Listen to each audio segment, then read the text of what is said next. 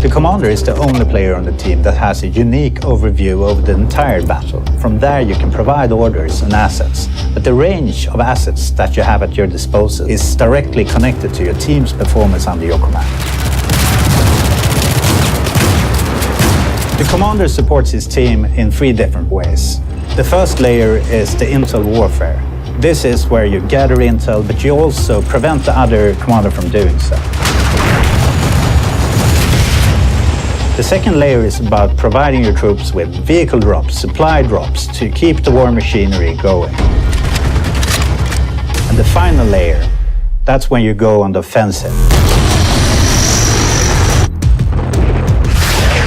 And on top of all of this, you will be able to play as a Battlefield 4 commander on a tablet connecting to a live game server on PC or console, making it a true next-generation team play experience.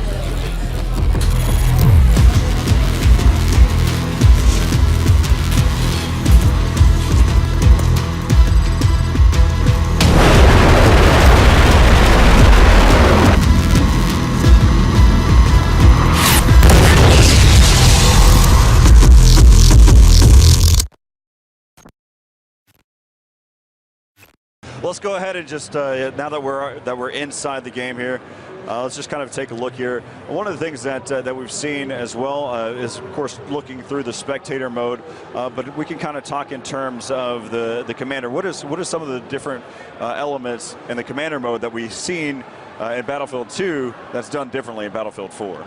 So overall, I mean, one of the first things you will notice is that we have separated. So previously we had 62 players on the battlefield and 2 commanders in there as well. Now we have separated those, so once you apply and become a commander, you are taken into special commander positions, so you're not on the battlefield. So it's 64 players plus 2 commanders. And as a commander, you have a unique overview of the battlefield. We provided you with, I mean, the different zoom states that you expect. We provide you with tools both from intel and from kind of a weaponry. Right. And we base it on 3 different levels. One is you have the default setup of scan and UAV, and this is where the tug of war between the 2 commanders turn up, where you have to outsmart the other commander, you know, fool them into using their precious EMP at the wrong time, and you can then outsmart them. You have the different assets that are connected to the different flags or bases that will give you additional advantages. So in this case, you can, depending on map, you can find an AC-130 gunship, or it can be the Tomahawk cruise missile. And then, of course, on top of this, we have the ecosystem of action. So as you work as a commander, order squads around for the best of your team.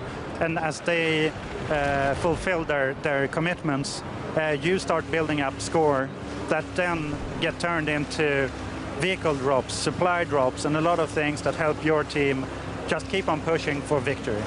Again, that's one of the elements that I've always loved about Battlefield, is just team play. And that's really what it feels like. And it doesn't matter whether I hop into a public server or whether I'm getting highly competitive and joining a squad. You always feel that you're playing for a team.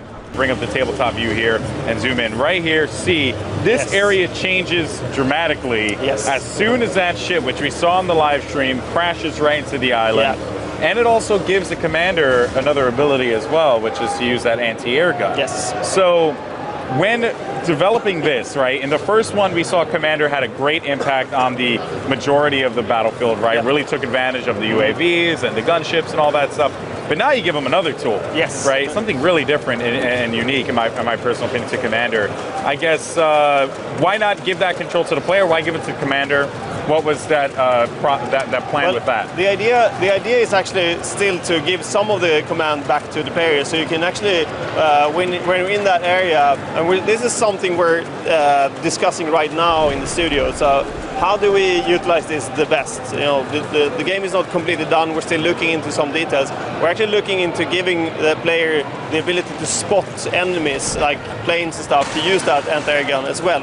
So it's not only a tool for the commander, but we're still discussing it. So if people have feedback on it, you know, please let us know. I think it's we want to build the best possible game, and we really want people to give us all their feedback.